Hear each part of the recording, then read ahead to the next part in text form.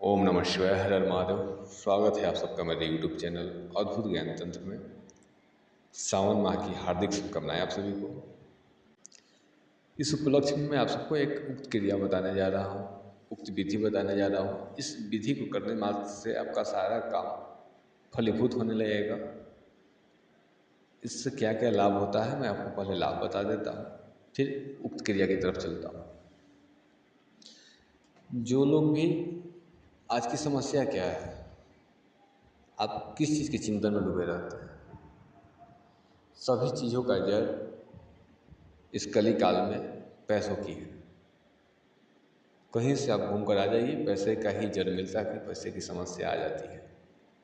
कोई कर्ज में डूबा हुआ है, कोई व्यवसाय किए है, उसको घाटे पर घाटा लग रहा है, हमेशा वो नीचे की ओर जा रहा है। सारे दरवाजे बंद हो गए, पैसे कहीं से आ नहीं रहे हैं, काम करने की कोशिश कर रहे हैं आप, लेकिन आपका काम नहीं चल पा रहा है। जब सभी दरवाजे आपको बंद नजर आए तो इस उक्त क्रिया को करें, आपको लाभ देवाधिदेव महादेव के आशीर्वाद से जरूर प्राप्त होगा। यदि आपका दृढ़ विश्वास है, आपका संकल्प शक्ति सही है, आपकी ऑरा सही है, आपकी ऊर्जा सही है, तो आपको निसंकोच इस विधि को करें। फल प्राप्त आपको भगवान शिव जरूर अपना आशीर्वाद देंगे। आपको करना यह है कि शुक्ल पक्ष के प्रथम रविवार के दिन, अब शुक्ल पक्ष का प्रथम रविवार क्या कहलाता है मैं आपको वही भी बता देता हूँ। जैसे अमावस्या तिथि है, जैसे मान लीजिए कि आज अमावस्या तिथि, कृष्ण पक्ष और शुक्ल पक्ष, महीने में 2 पक्ष चलते हैं। तो कृष्ण पक्ष में अमावस्या तिथि आज यदि है तो कल शुक्ल पक्ष का प्रतिपदा यानी प्रथम तिथि होगी। तो कल के बाद मान लीजिए कल, आज मान लीजिए अमावस्या है तो आज हो सकता है कि बुधवार है, तो कल शुक्ल पक्ष का प्रतिपदा जब है तो हो सकता है कल बृहस्पतिवार होगा, उसके बाद शुक्र आएगा, शनि आएगा, फिर रविवार आएगा। तो वही रविवार जो आएगा वो प्रथम रविवार कहलाएगा शुक्ल पक्ष का। तो रविवार के दिन आपको उक्त क्रिया को करना है, उसी रविवार को।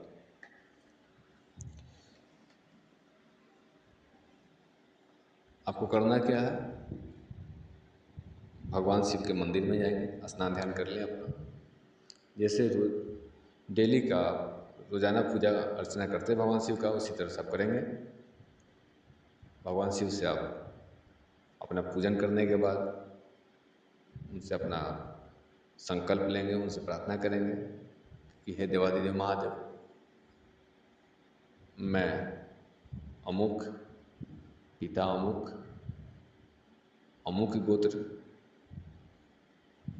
दिन आज रविवार से मैं उक्त माता का, अमुक माता का यह विधि करने जा रहा हूँ, ये क्रिया करने जा रहा हूँ, उसमें मुझे सफलता प्राप्त हो, मुझे आशीर्वाद प्रदान करें। भगवान गणेश से भी प्रार्थना कर लेंगे, अपने कुल देवी देवता को भी स्मरण कर लेंगे। ये कितना करने के बाद आप अपने घर को चले आएँ और उस दिन आपको करना यह है थोड़ा सा आटा,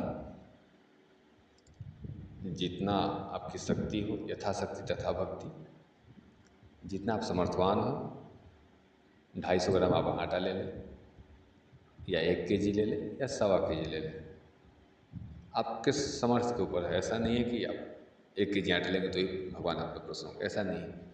आप जो भी समर्थवान है 250 ग्राम आटा ले लें और 250 ग्राम ही चीनी लें। जितना आटा लेंगे उतना ही चीनी लेंगे, शक्कर उतना ही लेंगे, और शुद्ध गाय का घी लेंगे आप, ठीक है। आप शुद्ध बर्तन में उस आटे को भून लेंगे, पूरा वो लाल हो जाए, जले नहीं, ध्यान रखेंगे कि जले नहीं। आटा को भूनते वक्त भगवान का स्मरण करते रहें, भगवान शिव से प्रार्थना करते रहें, उनका नाम का जप करते रहें। इस जप करते समय इस आटा को भून लें आप। जब आटा भून जाए, अच्छी तरह से लाल हो जाए, तब उसमें थोड़ी सी घी की आप खुशबू दें, अर्थात थोड़ी सी घी को उसमें डाल दें। और आटा को ठंडा होने दें।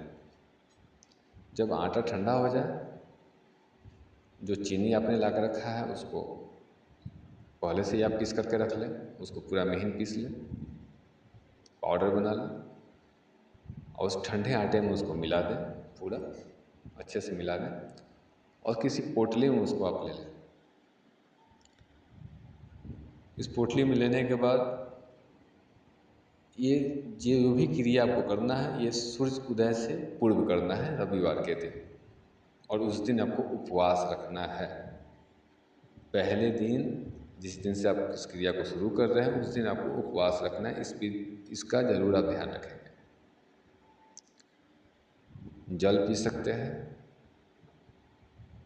अपने शक्ति के अनुसार।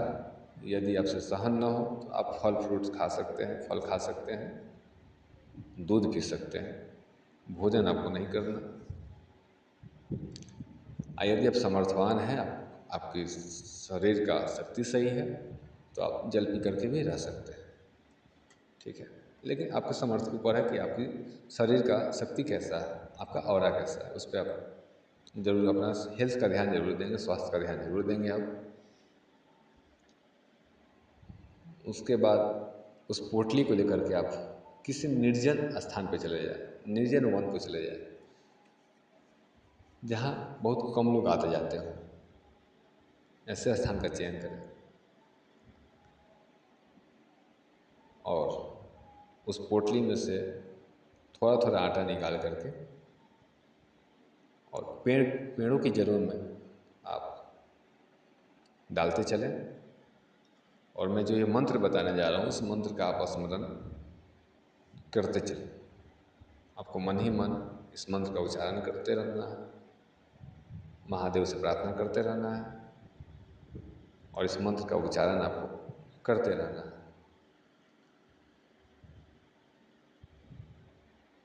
जब आप घूमते घूमते जंगल में थक जाए, सभी पेड़ों में आपको डालना है जहाँ वो चींटियों का स्थान, जड़ों में, पेड़ की जड़ों में चींटियाँ रहती हैं। ये मत देखें कि यहाँ चींटी है, नहीं है, नहीं, पेड़ में चींटियाँ होती है, आप वहाँ डालें, पेड़ों की जड़ों में डालें, उस पेड़ से प्रार्थना करें, फिर आगे बढ़ जाए। मंत्र का स्मरण आपको नहीं छोड़ना है उक्त क्रिया का दरमियान।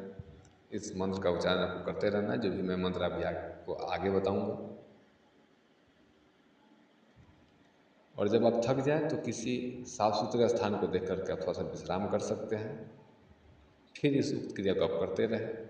जब आपका पोटली का आटा खत्म हो जाए तो आप अपने घर पर चले आएँ। जब चूर्ण आपका ख़त्म हो जाए तो घर पर चले आएँ। घर पर आकर के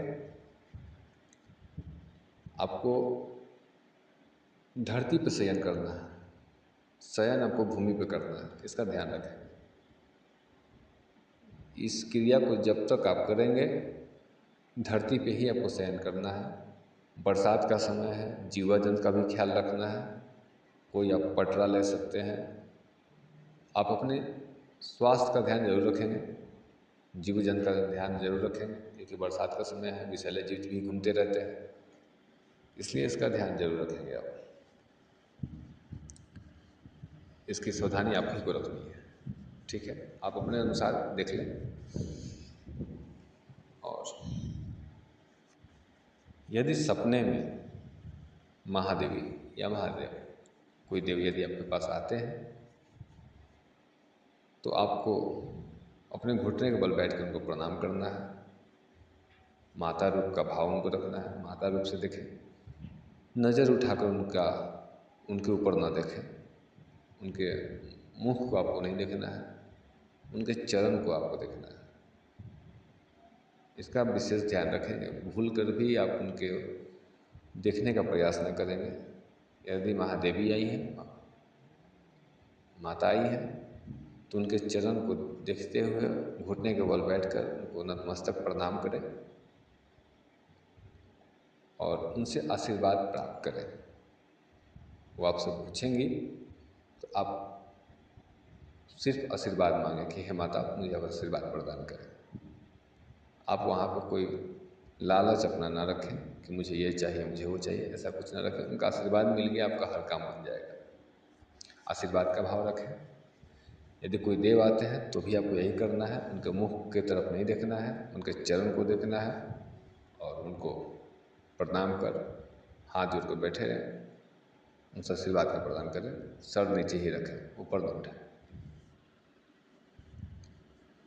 यदि आपका ऑरा सही है, आपकी ऊर्जा शक्ति सही है, ब्रह्मचर्य का पालन रखेंगे इस क्रिया को करते समय। यदि आपका ऑरा सही है तो ये घटना आपको दूसरे दिन भी घट सकता है, तीसरे दिन भी घट सकता है। ये उक्त क्रिया आपको 21 दिनों तक करनी है, कम से कम 21 दिन तक करें। उपवास आपको पहले दिन ही रखना है, उसके बाद आपको उपवास नहीं रखना है। इस क्रिया को करके आने के बाद आप खाना का भोजन कर सकते हैं, लेकिन पहले दिन आपको उपवास रखना है। इसको करें और इसका चमत्कार आप खुद देखेंगे। मैं इसके बारे में आपको विशेष नहीं बताऊंगा।